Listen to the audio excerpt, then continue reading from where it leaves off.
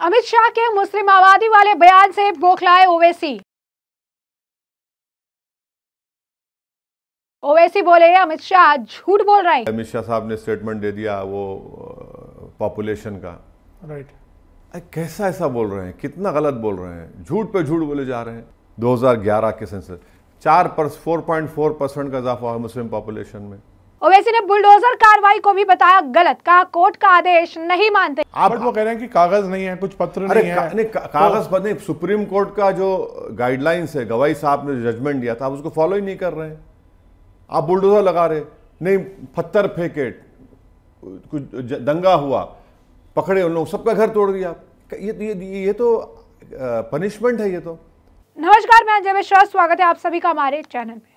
AIMIM प्रमुख असदुद्दीन ओवैसी ने जनसंख्या के मुद्दे पर अब गृह मंत्री अमित शाह के बयान को झूठ करार दे दिया। जी हाँ, बिल्कुल सही सुना आपने। उन्होंने कहा है कि पहली जनगणना से 2011 तक मुस्लिम आबादी में सिर्फ 4.4% की बढ़ोतरी हुई है।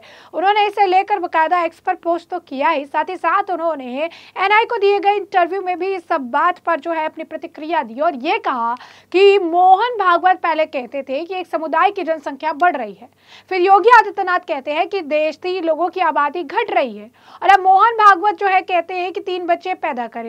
ओवैसी ने कहा कि सरकारी आंकड़े बताते हैं कि मुस्लिमों की प्रजनन दर सबसे ज्यादा गिरी है। अगर कोई घुसपैठ ही हो रही है या घुसपैठ हो रहा है तो आप मंत्री हैं, रोक क्यों नहीं पा रहे हैं।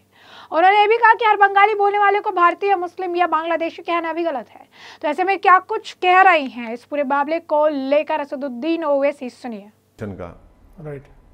कैसा ऐसा बोल रहे हैं, कितना गलत बोल रहे हैं, झूठ पे झूठ बोले जा रहे हैं। भाई 1951 से कब से 50 जो भी पहले सेंसस से लेकर अब तक 2011 के सेंसस 4.4% का इजाफा है मुस्लिम पॉपुलेशन में। आपको मैं अमित शाह की जबान में क्रोनोलॉजी समझिए। पहले क्या बोले, क्रोनोलॉजी समझिए। अमित शाह क्या बोले, ये दीमक है, दीमक है। उससे पहले मोदी जी क्या बोले, मैं ये कैंप खोलूंगा आबादी बढ़ाने के लिए, सीएम थे। फिर मोहन भागवत बोले कि पॉपुलेशन बहुत बढ़ रहा है एक समुदाय का। फिर बाद में योगी आदित्यनाथ बोले कि मूल निवासी पॉपुलेशन गिर रहा है। हाँ, अब क्या बोल रहे हैं, 3 बच्चे पैदा करो आप। मोहन भागवत खुद कह रहे हैं, पहले तो बोल रहे मुसलमान आगे बढ़ रहा है। ये झूठ है। आसाम जब 51 में आसाम से 2 या 3 नॉर्थ ईस्टर्न स्टेट्स बने तो पॉपुलेशन बढ़ेगा ना। मिसाल के तौर पर अगर 100 लोग हैं उसमें 10% का इजाफा हुआ, और जो 10 लोग हैं उसमें अगर 10 लोग कैसा हो तो 100% दिखेगा आपको। इतनी वीक है मैथमेटिक्स में अमित शाह, तो मुझे नहीं मालूम। अच्छा, गवर्नमेंट का डेटा है, TFR रेट मुसलमानों का सबसे ज्यादा गिरा है। डिस्ट्रिक्ट वाइज आप देख लीजिए, डिस्ट्रिक्ट वाइज गवर्नमेंट का है। अच्छा, आखिरी बात, अगर कोई इन्फिल्ट्रेट कर रहा है, भैया आप मंत्री हैं ना, आप क्यों नहीं रोक पा रहे उनको? ये तो आपके ऊपर सवाल उठेगा, आप क्या कर रहे हैं। और लास्टली कलकत्ता हाई कोर्ट ने जजमेंट दिया, आपने भिजा दिया उन लोगों को बांग्लादेश, जो बंगाली स्पीकिंग इंडियन मुस्लिम्स हैं, उनको वापस आना पड़ा। तो अगर आप हर बंगाली स्पीकिंग इंडियन मुस्लिम को बोलेंगे बांग्लादेशी, तो गलत है, बिल्कुल बहुत गलत है।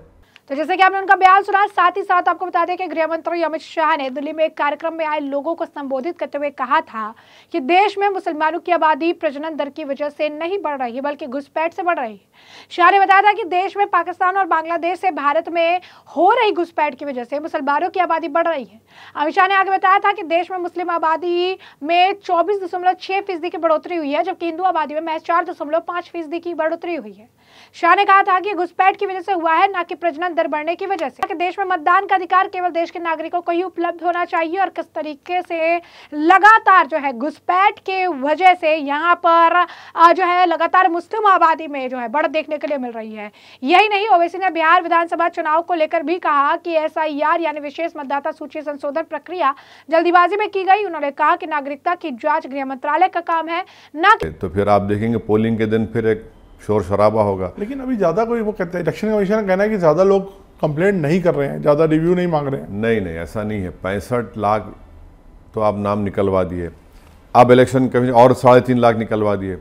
तो अख्तरुल ईमान साहब की जो कॉन्स्टिट्यूंसी है, उसमें तो हम लोग कम से कम 1000 नेम्स, उसका टाइम कम था, उसका तो हम डाले, जिनको बताया हमने कि ये ना मरे हैं, ना शिफ्टेड हुए हैं, ना डबल एंट्री है उनका। अब ये 3.5 लाख अब ये फिर चेक करना पड़ेगा। तो do you see it as a conspiracy और do you see red in it? नहीं, हमारा बोलना ये है कि आपको इतना जल्दी क्या था, आप टाइम लेते भाई। आप जून में अनाउंस किए और बोले कि 1 महीने में ये होगा, 1.5 महीने में हो जाए, कैसा होगा ये? इतना बड़ा प्रदेश है बिहार और कंप्लीट 90% रूरल एरिया है। अब बरसात में भी वहाँ जा नहीं सकते, तो इतना लेबरस था वो, इतना प्रेशर था BLOs के ऊपर। और डेंजरस बात उसमें ये है कि उसमें नोटिफिकेशन में लिख दिया कि अगर 2 से 3 मरतबा किसी घर पे जाएंगे, वोटर नहीं मिलेगा, तो वो अपने ERO को बोलेगा, या ERO को वो फॉरेनर्स सिटीजनशिप एक्ट के कॉम्पिटेंट अथॉरिटी को बता देगा। तो ये कैसा होगा बताइए? तो इससे ताल्लुक ही नहीं, आपका काम है ही नहीं ना ये सिटीजनशिप चेक करने का। चुनाव आयोग का इस दौरान आपको बता दें, जब बुलडोजर एक्शन को लेकर भी उनसे सवाल पूछा गया तो काफी ज्यादा योगी सरकार पर भड़कते नजर आए। उन्होंने कहा कि यह पूरी तरह से गलत है। सुप्रीम कोर्ट के दिशा निर्देश श्री गवई द्वारा दिए गए फैसले का बिल्कुल भी पालन नहीं किया जा रहा है। आप पूरे के पूरे घर गिरा रहे हैं, सिर्फ 1 नहीं 2 नहीं, आप 10-20 घर गिरा रहे हैं। क्या कुछ और कहना है ओवैसी का, सुनिए। बिल्कुल गलत है। आप वो कह रहे हैं कि कागज नहीं है, कुछ पत्र नहीं है। कागज पर नहीं, सुप्रीम कोर्ट का जो गाइडलाइंस है, गवाई साहब ने जजमेंट दिया था, आप उसको फॉलो ही नहीं कर रहे हैं। आप बुलडोजर लगा रहे, नहीं पत्थर फेंके, कुछ दंगा हुआ, पकड़े उन लोग, सबका घर तोड़ दिया। ये तो पनिशमेंट है। ये तो भाई कोर्ट का काम है और आप उसको सजा दिलाइए ना। जो पत्थर फेंका या वायलेंस किया, आप पूरा घर ही तोड़ रहे हैं। 1 नहीं 2 नहीं 10-10 20-20 घर आप तोड़ रहे हैं। क्या असर पड़ रहा है उसका? अच्छा, बुलडोजर आप कहां पर इस्तेमाल करते? इनका एक मंत्री था टेनी, यूपी में गाड़ी चला दिया, उसका घर तोड़े आप? नहीं तोड़े। ऐसे कई एग्जाम्पल्स दिए जा सकते हैं। तो बुलडोजर से आप देश नहीं चला सकते, तो आप संविधान से चलाइए, रूल ऑफ लॉ से चलाइए। तो जैसे कि आपने सुना, इस दौरान उन्होंने जो एग्जाम्पल भी दिया और ये कहा कि बीजेपी के पास उत्तर प्रदेश में आशीष मिश्रा टेनी नाम का एक मंत्री था, क्या उसका घर गिराया गया? नहीं। ऐसे कई उदाहरण दिए जा सकते हैं। इसलिए आप देश को बुलडोजर से नहीं चला सकते, इसे संविधान से चलाया जा सकता है, इसे कानून के शासन से चला सकते हैं।